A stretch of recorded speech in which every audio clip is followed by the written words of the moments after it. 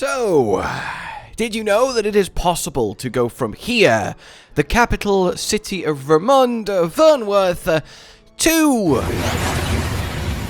here, Bakbattahl, the capital city of Battahl, at level 1, as early as you've just started the game. Yeah, and you might be thinking, okay, is that good? Yeah, it's very, very, very good. Normally, you're not allowed here until you've done a certain amount of main story progress, and at that point, it's very obvious, but you also enter the whole country of Battahl miles away from this city, and it's a lot of traveling, and it can be quite grueling. Whereas this skips it all entirely and puts you straight in the city that will be your goal.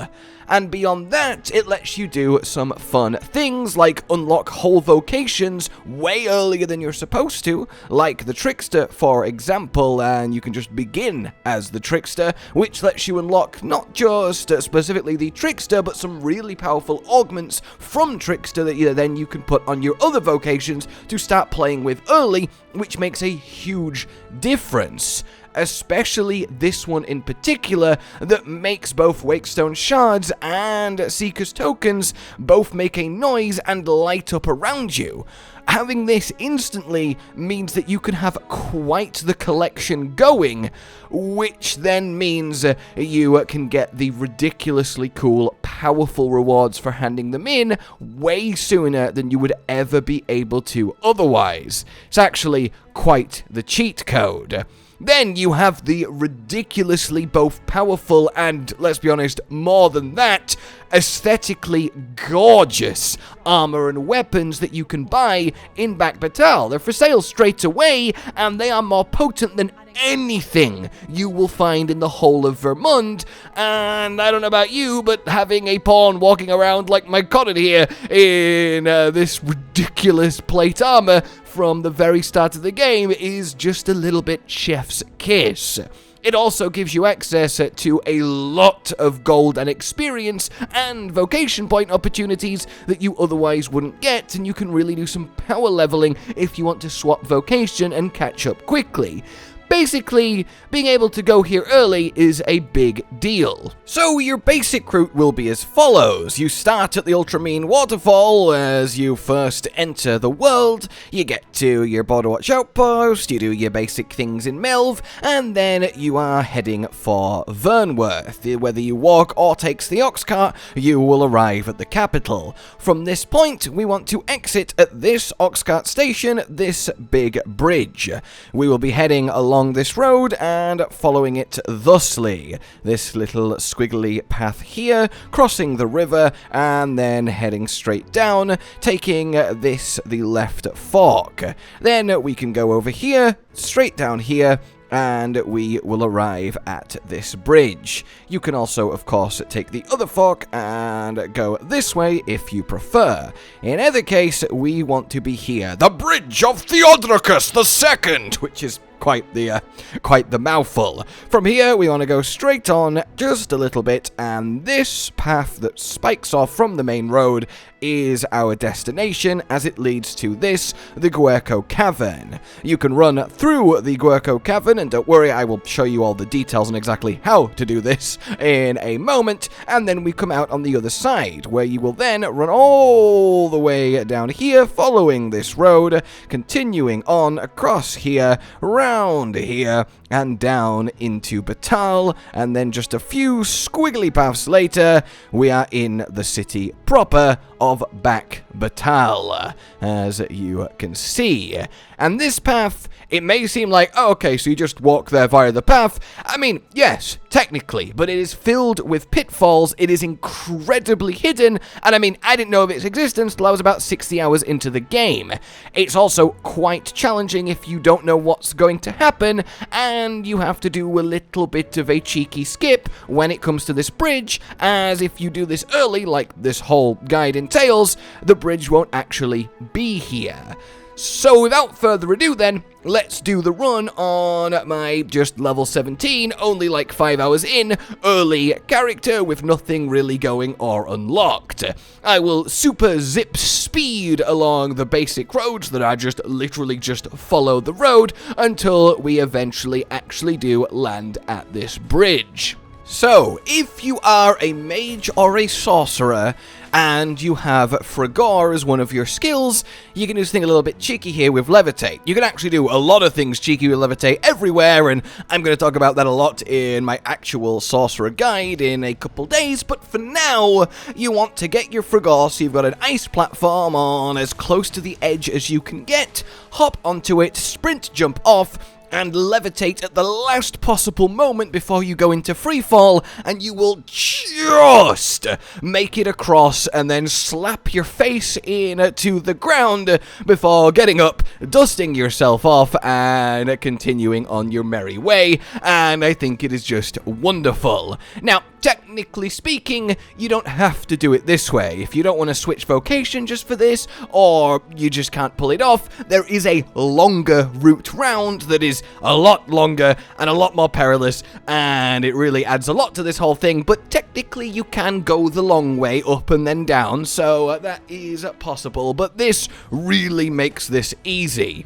And now we can run to the cave. So the cave itself is fairly straightforward in the literal sense. It is just a straight line for the most part. It's not too twisty and turny, you probably won't get lost. The issue is it's a very tight cave, small corridors, lots of enemies. Powerful enemies, especially if you're doing this early, that will do a lot of damage to you. So, you first have to run past a whole drake, and he will be asleep if you camp till morning, which I recommend doing just before you get to him, and that's all well and good. Then we enter the cavern properly. Get your light on, and on we go. And at this point, we are just playing a game of dodge the goblins, dodge the hobgoblins, and try your best to evade every attack coming your way. Now, a little known tip, if you do take a hit and you do technically die, if you pause and open your inventory and use a curative before the option to use a wake stone pops up, you will actually heal from 0 health and be fine, and then get up and continue running. So it's not just game over if you get caught and splatted, you can just keep healing and keep trying and keep forging forward. Now, if you are a mage or a sorcerer doing this, Levitate is phenomenal for evading enemies, especially through the bridge cavern of many goblins, but ultimately it is just a case of proper positioning, running, and sprinting. Eventually you will get to a cavern that has a load of dormant golems and one less than dormant golem, but in the time it takes him to go, "Oh, I'm here, I'm ready for our battle." Where did you go? Oh, okay.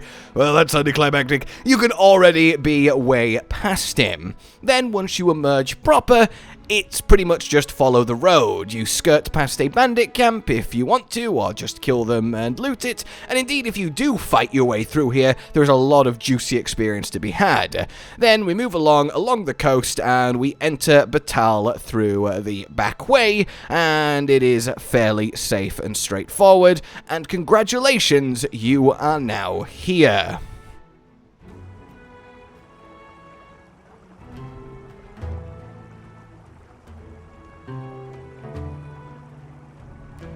You will be entering the city from here and running across the dye fields, and then eventually you want to head down the steps. Now, there may be a little confrontation around here where you have to get in a little bit of a scrap and win a little bit of a challenge, and you can handle that as you wish to, but make your way down this path, up these stairs, and then here we are at the Arms and Armory. This is really one of your big rewards for this whole endeavor. He sells some ridiculously cool armor, as we've seen, like the Grand Cuirass. You can also go full barbarian if you want, but there is a lot of juicy options that you can really go into. I mean, look at this Creedbound for the Mystic Spearhand. The same deal over at the offensive side of things with him, Auron over here. And once again, there's just a lot of good options, and it's quite annoying or difficult to find a properly good weapon early, so this is a really huge boon to that. Like, for example, if we do go to my cotton pawn and then have a look at the greatswords that are available, you can go all the way to Griffic Victory. I mean, it's just gorgeous, and it's a 560 power weapon. This right here is my, like, fairly late-ish save I have put on for this, and it's still a better weapon than what I actually have cotton in, so yeah. And it's not too expensive. You can very easily have 36,000 gold really early on to get here. We will have a gold making guide up for you if it's not already up right now. So then we also have, as I mentioned, the Trickster. The Trickster, then, you unlock in the following. Now, heads up, you're going to see a little bit of the map, but I'm not going to spoil anything too crazy, just very specifically what you have to do. Exit north here at this exit, which will have you exiting on this path here. Follow the road round and continue along my path here. You can just stick to this main road. You don't have to look at anything, deal with anything, run past enemies, and eventually you will make it to this point here. Turn right and go along this little road, and here at the Reverent Shrine, talk to the Oracle within, and you will unlock your Trickster. Which, as I said, does give you some really cool little augments, mainly detection. You only need to, well, have the Trickster get to rank 2, which is very quick, and then you get it. Any Seeker's tokens or Wakestone shards within the vicinity, and it is very, very obvious. So despite the fact that I am currently on a Mystic Spearhand, as this was when I was about to start leveling it, I can still very much put this detection on in place for one of my others and then just find Seeker's tokens. So if you run here at the start of the game, get your detection on, then yeah, you're going to find them all as you go, very much from the start, which is going to be a huge help later on because there's 220 of the bastards and it really does take a while. This is a big, big deal.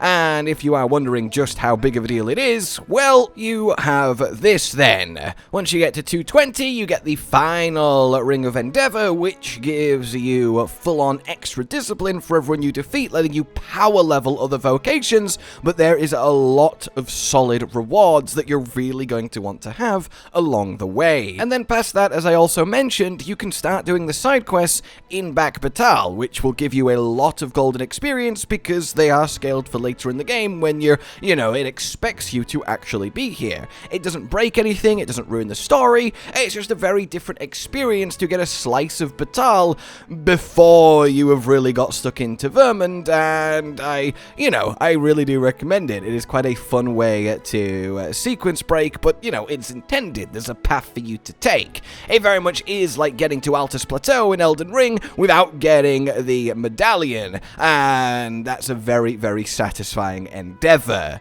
So, I hope this has proven useful to you, because it really is quite useful. For now then, let us know what else you are wanting to learn, to know, to feel.